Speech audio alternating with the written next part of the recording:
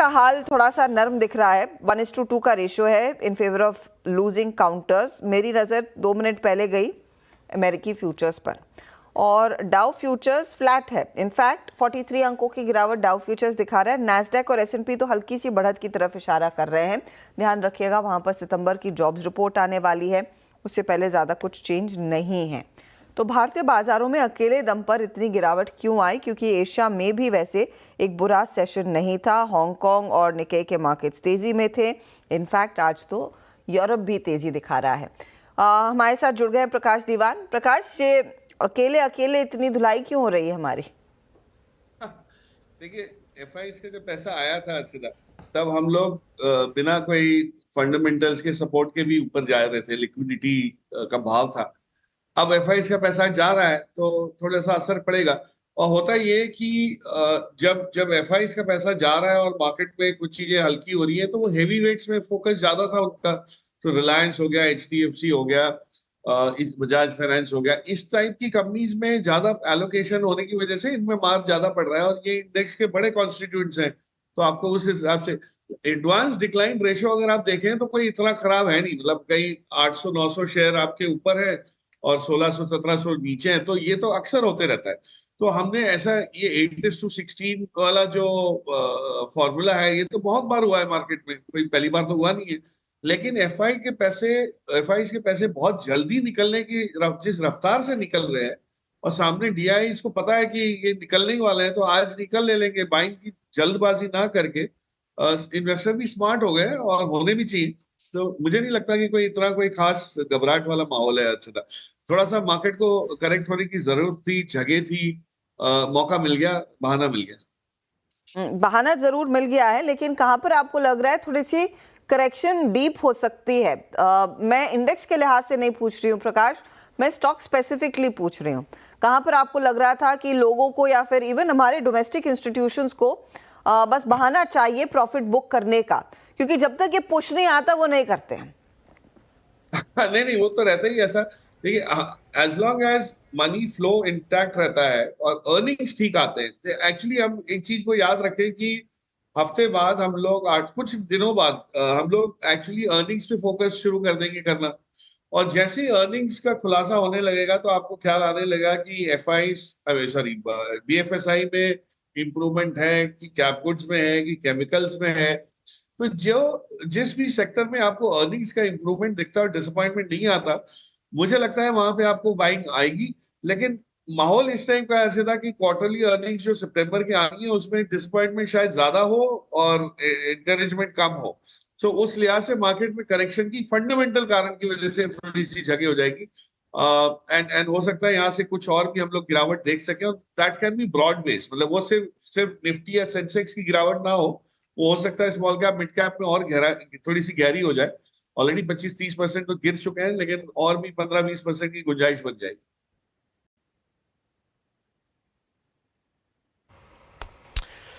जी हाँ, इस बीच आप निफ्टी बैंक लेके आइएगा आपकी स्क्रीन पे 51,384। प्रकाश सर नमस्कार, वीरेंद्र बोल रहा हूँ दिल्ली स्टूडियो से। और मैं निफ्टी बैंक से ये डिस्कशन इसलिए शुरू कर रहा हूँ क्योंकि आज से 3 रोज़ पहले HDFC bank all time high के आसपास था और इस 4 रोज़ की सेलिंग ने HDFC बैंक को फिर धरातल पे लाके रख दिया है।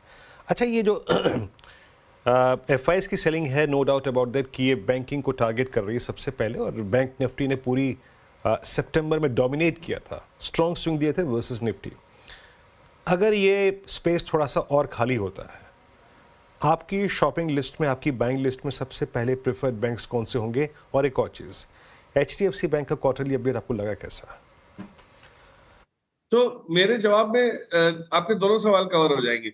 HDFC बैंक का जो अपडेट है वीरू, बहुत ही इंकरेजिंग है। मतलब काफी क्वार्टर्स के बाद हमने इस टाइप का एक डिपॉजिट ग्रोथ आते हुए वापस देखा है। तो जो बैंक ने कशमकश की, जो मेहनत की पिछले 6-8 महीने में, उसका असर अब आपको दिखना शुरू हो जाएगा। आज FIs की एग्जिट होने की वजह से बाइंग नहीं आ रही है, इसलिए otherwise HDFC bank is very good to buy at these levels.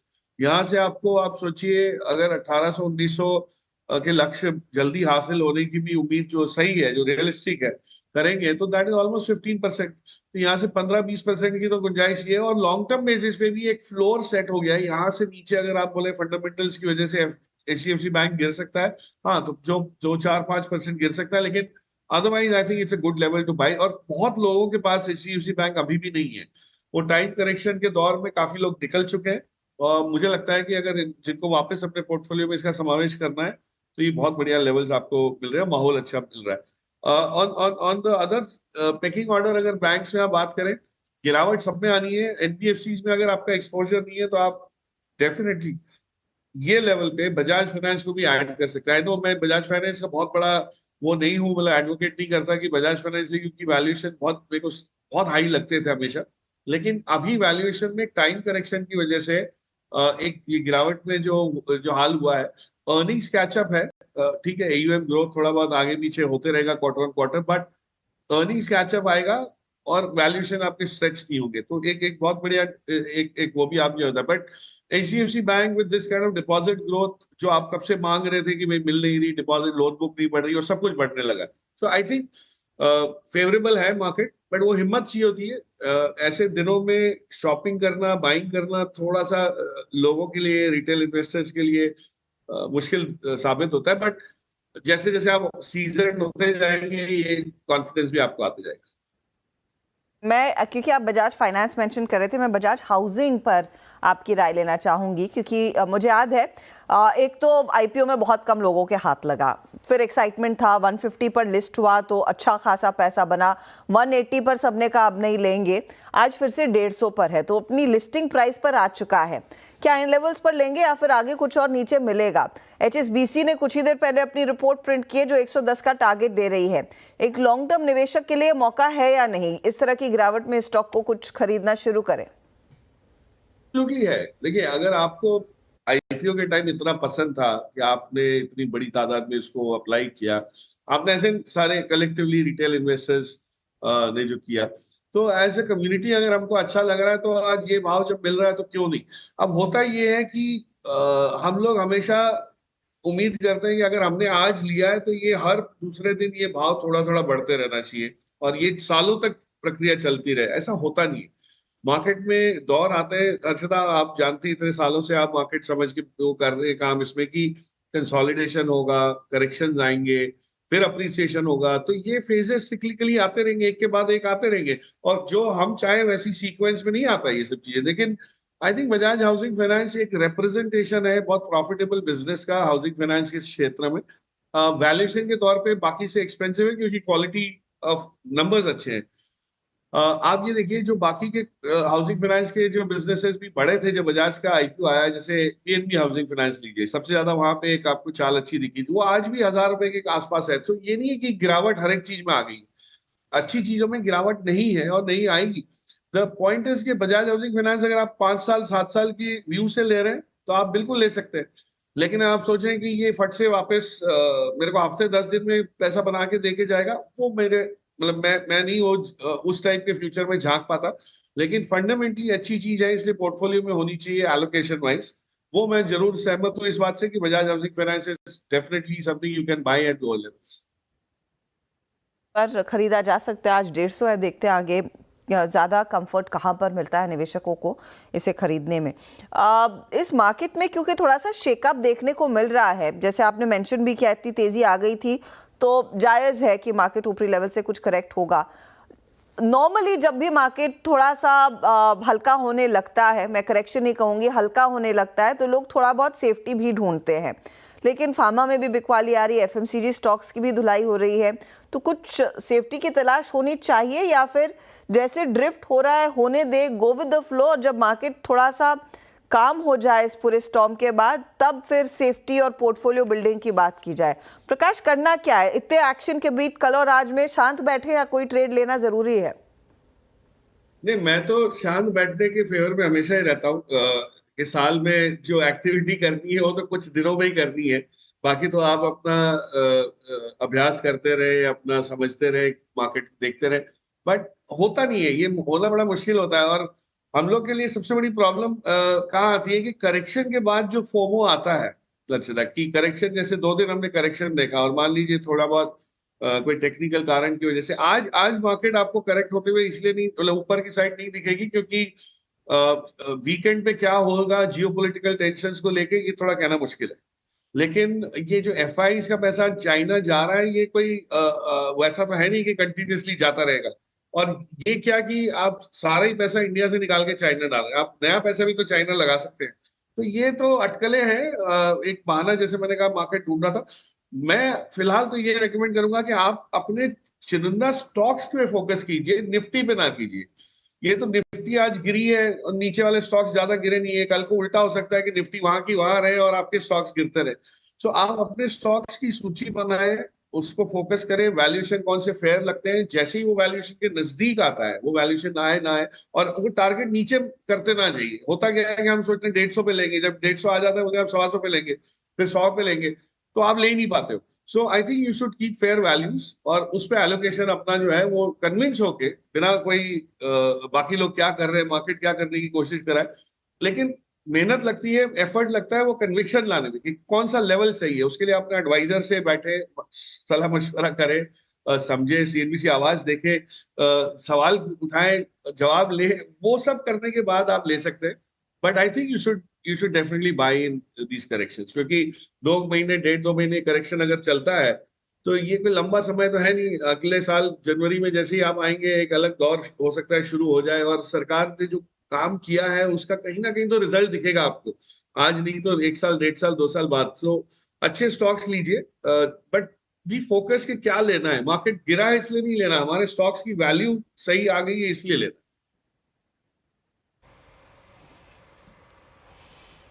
अच्छा प्रकाश सर, ये EBFRL और ट्रेंड में हल्की सी सॉफ्टनेस आई है। EBFRL वहीं का वहीं है आपकी शॉपिंग लिस्ट में। अगर EBFRL या फिर ट्रेंड थोड़ा कूलिंग ऑफ के बाद, स्पेशली ट्रेंड 6500, 6000, 6800 की रेंज में मिले तो ग्रैब करना चाहिए क्या? वीरू देखिए, ऐसा है कि ट्रेंड से तो मैंने पर्सनली, मेरे पास एक्सपोजर था, बट मैं तो एग्जिट कर चुका हूँ। डिस्क्लोजर इसलिए दे रहा हूँ कि मुझे ये वैल्यूएशन कतई जस्टिफाइड नहीं लगे थे, कि इतने स्ट्रेच्ड वैल्यूएशन जो है, इस टाइप के वैल्यूएशंस को जस्टिफाई करने के लिए कंपनी को इतनी बड़े पैमाने में ग्रो होना पड़ेगा आगे चल के, ये मुश्किल हो जाता है। ABFRL में हाँ, ये मैं मानता हूँ कि ग्रोथ अभी आनी बाकी है और ये होगा, लेकिन ये जो फेस्टिव सीजन की डिमांड आएगी और ये इंक्रीज होगा, ये जो है, इसकी जगह आप अभी जो मार्केट है उसमें ऐसी चीजों में इन्वेस्ट करिए जहां पे आप ऑलरेडी ग्रोथ देख रहे हैं, ये शुरू हो चुकी है। अब मैं आपको बताता हूँ किस टाइप की चीजों में ये आपको दिखेगा। इंफ्रास्ट्रक्चर साइड में फेस्टिव सीजन से कोई लेना देना नहीं होता, लेकिन सरकार ने जो चीजें ऐलान जिन चीजों का किया है, चाहे वो PLI को लेके हो, चाहे वो कोई और फाइनेंशियल सपोर्ट लेके हो, चाहे वो फॉर एग्जांपल पावर के डिस्ट्रीब्यूशन साइड में, इवैक्यूएशन ग्रिड बनाने में जो पैसे लग रहे हैं, वो सब चीजों में करिए। जिसमें थोड़ा भी डाउट है कि ये होगा नहीं होगा, ये सब चीजों को लगाने का मतलब नहीं है। So I feel power will continue to do well in India, mining stocks will continue to do well in India. जो EMS, मतलब ये जो आपके what you call water supply, sewerage solution वाले जो हैं, जो पानी के लेके, सैनिटेशन को लेके जो है, ये सब हिंदुस्तान में बहुत जगह है करने की, और लिस्टेड स्पेस में अब आपके पास विकल्प आ गए, पहले ये विकल्प नहीं हुआ करते थे। सो इनमें से अगर आप कुछ लेंगे तो आपके पास ग्रोथ एटलीस्ट कायम रहेगी। ग्रोथ की वजह से स्टॉक गिर गया, ना ग्रोथ ना आने की वजह से ये आपको गम नहीं होगा। So buy those kind of things. But retail वाले स्टॉक्स में से अभी तो मैं, आप डीमार्ट के नंबर्स भी देख ही रहे, फाइनली कहीं ना कहीं डीमार्ट में आंच आनी शुरू हुई है, ब्लिंकिट और जेप्टो और इन सब के असर को लेकर। सो ये तो और जितने बढ़ेंगे हाइपर डिलीवरी वाले जो बिजनेसेस हैं, तो डीमार्ट को कहीं ना कहीं मार पड़ेगा, तो वैल्यूएशन कहीं ना कहीं वो जो स्ट्रेच थे वो थोड़े से रैशनलाइज हो जाएंगे। सो रिटेल से थोड़ा सा सावचेत रहे। आई एम नॉट सेइंग कि खराब है, लेकिन बिजनेस में कमाना बड़ा मुश्किल हो जाता है। रिटेल में थोड़ा सा सावधान रहने की सलाह। देखते हैं और ये फेस्टिव सीजन कैसे ट्रांसलेट करेगा। अच्छा, मैं ऑटो कंपनियों में स्पेशली M&M पर आपकी राय लेना चाहूँगी, क्योंकि ये बहुत बड़ा आउट परफॉर्मर रहा, स्पेशली जिस तरह की डिमांड इनके प्रोडक्ट्स की आई और जिस तरह से कंपनी अपने SUV पोर्टफोलियो को एकदम बूस्ट कर रही है। ये 3000 के नीचे क्या लेने लायक बनेगा? क्या आपको पसंद आएगा तब ये, क्योंकि आई थिंक इसका 52 वीक हाई क्या 3222 के आसपास, 3220 के आसपास था। नो एब्सोल्युटली, अच्छा था, बहुत बढ़िया पिक चुना है आपने डिस्कशन के लिए। देखिए, M&M is a classic study जहां पे पिछले ये गिरावट से पहले के दिन अगर आप हफ्ते पहले देखते हैं, एक महीने में सबसे अच्छा मूव निफ्टी के स्टॉक्स में यहाँ आया था। उसका कारण ये था कि हर चीज इसके लिए सही चल रही थी। एसयूवी लॉन्चेस एक्सेप्ट हो रहे थे, ट्रैक्टर फार्म इक्विपमेंट में इंप्रूवमेंट दिख रहा था, इलेक्ट्रिक व्हीकल का लॉन्च जैसे जैसे नजदीक आ रहा है, एक बहुत बड़े पैमाने पे एक पॉजिटिविटी आ रही है कि एक नया एरिया खुल जाएगा इनका रेवेन्यू ग्रोथ का। आई थिंक इस कंपनी में बहुत सारी चीजें हो रही है जो कहीं ना कहीं जाके वैल्यू अनलॉकिंग की जगह बनाती है। तो मुझे लगता है कि अगर आप में पेशेंस है, और मैं ये कहने की कोशिश कर रहा हूँ, मुझे समय सूची का आइडिया नहीं है कि ये 6 महीने में होगा, 12 महीने में होगा, 18 महीने में होगा, लेकिन कहीं ना कहीं इस कंपनी के जो बिजनेसेस हैं उनको इंडिविजुअली अगर आप आकलन करें तो वो बहुत बड़े हो सकते हैं।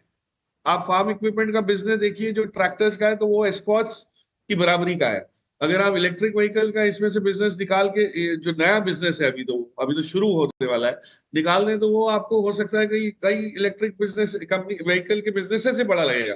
And the same is with the SUV passenger side. So businesses बहुत है, लेकिन उनका थोड़ा सा वो वैल्यू अनलॉकिंग की प्रक्रिया आने में समय लग सकता है, बट जगह बहुत है। आई बिलीव नीचे के लेवल्स पे इसको एक्यूमुलेट करें विद 2 ईयर होराइजन। तो ये जो टाटा मोटर्स ने आपको 400 500 से 1000 की जो मूव दी थी, वैसी मूव इसमें भी आ सकती है फंडामेंटल कारण की वजह से, और कोई रीजन नहीं बता रहा, but fundamentally it has that strength. तो बेशक करा जा सकता है। गिरावट is good for investors, bad for traders जो फंसे हुए हैं, बट अगर आप इन्वेस्टर हैं और बनना चाहते हैं तो गिरावट तो आप वेलकम करेंगे।